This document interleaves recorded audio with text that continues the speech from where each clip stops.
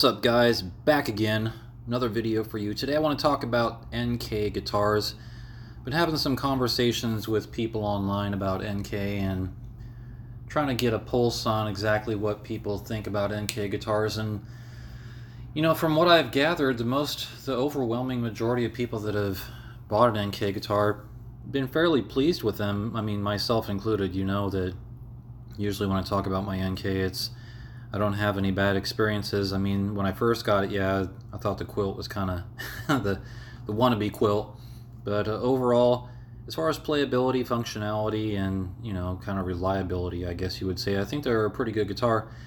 But I want to talk about how I think that NK could probably dominate the mid-range market if they just did a few things. I actually have three things in my mind that I want to talk about when it comes to NK guitars and what they could do to position themselves to actually be serious contenders against companies like Ibanez, ESP, you know, the big names, Fender, Strandberg, etc. You know, all it would take is just three changes to the NK, the style, the production, what they're doing. There's two changes they can do to the guitar itself. The third one is kind of a cultural thing, and I'll get to that in a second. But I think first and foremost, what I think NK can do to position themselves better in terms of having solid guitars and guitars that people can rely on, number one would be to do more work on the neck, and that's kind of the most important thing when it comes to guitars that I play, is how well I like the neck. NK and a lot of other Chinese guitar companies, they really kind of drop the ball when it comes to the neck.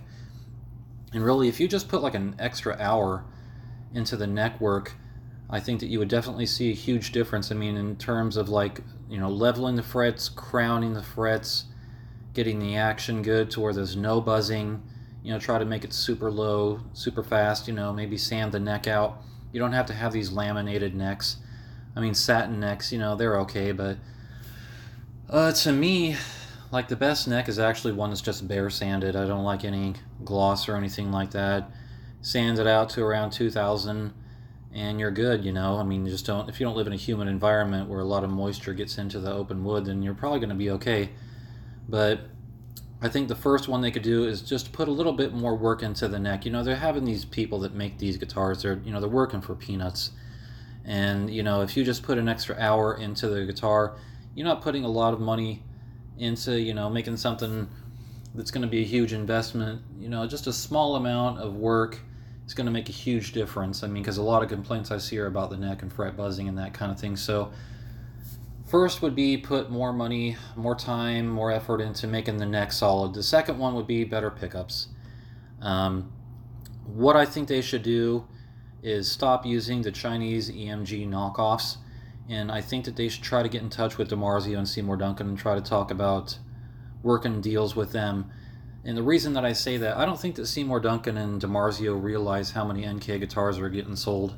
I mean, there's a lot of NK guitars that go out every year, especially the headless ones, and, you know, they're losing out to this Chinese market, and maybe NK doesn't want to have anything to do with them. Maybe they're just happy to churn out these cheap pickups and, you know, just get paid like that. But I think that what they should do is, when you buy an NK, they should offer you the option of upgrading to Seymour Duncan or DiMarzio, you know, like a Seymour Duncan Screamin' Demon or a Tone Zone DiMarzio. And then after that, have like a secondary line where you could just order like a JB Distortion Seymour Duncan, or just a, you know, a baseline DiMarzio. It's something better than the Chinese EMG stuff. And I feel that that kind of stuff would really elevate NK and get it up there to where people like the neck, they like the sound. I mean, that's really the most important thing when it comes to guitar, how it feels and how it sounds. And with these Chinese NKs coming out, you know, they look okay. I mean, a lot of them look really good, actually, if you look at some of these pictures. Yeah, some of these, a lot of the guitar, you know, I can't really focus a lot of them, you know, how cosmetic it looks and all that. Really, it comes down to the playing.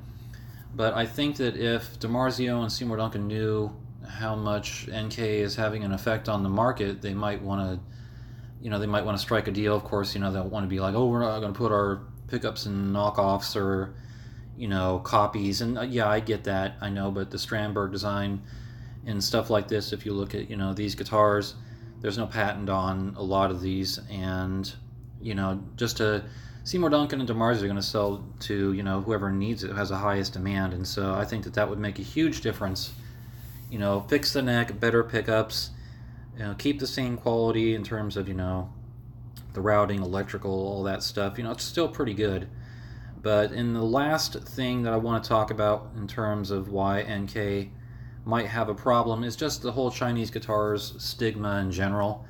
The thing is, a lot of people have associated Chinese guitars with being cheap, low quality, or knockoffs. And, I get that. I understand that a lot of people think that Chinese guitars they're not good. And, I'd be surprised at how many of these upper companies, Ibanez, they're manufactured, a lot of them in Indonesia. Strandbergs were manufactured in Indonesia and China. And, the thing is, a lot of the guitar companies use Chinese assemblies, and a lot of the factories also not only assemble NKs and those types of guitars in the same factory, they'll assemble Ibanez and everything. They just have a higher quality. It's a different department. They put a little more effort into it and a little more work because they're more expensive guitars. And so once I feel that people get past the stigma of Chinese guitars, and really the only way to do that is just to improve on quality. If they follow what I said, fix the neck, the pickups, I think that they could definitely have a good chance of getting into the mid-range market. Yeah, you pay a little more for an NK, $100, $120, but if you're paying a little bit more for a guitar that can contend with, the Ibanez, the ESPs, and those others out there, then really it's worth the money. But I think if NK kind of sticks the course and just does a few minor adjustments, they could dominate the mid-range market, definitely, in my opinion, they could. So anyways, guys, that's my video for today. Tell me what you think about NK. If you're on the fence about buying a Chinese guitar, definitely stick with NK. Can't speak about Crate. Still on the fence about them. So we'll have to see about that. But anyways, comments and opinions, leave them below, and I will check you later.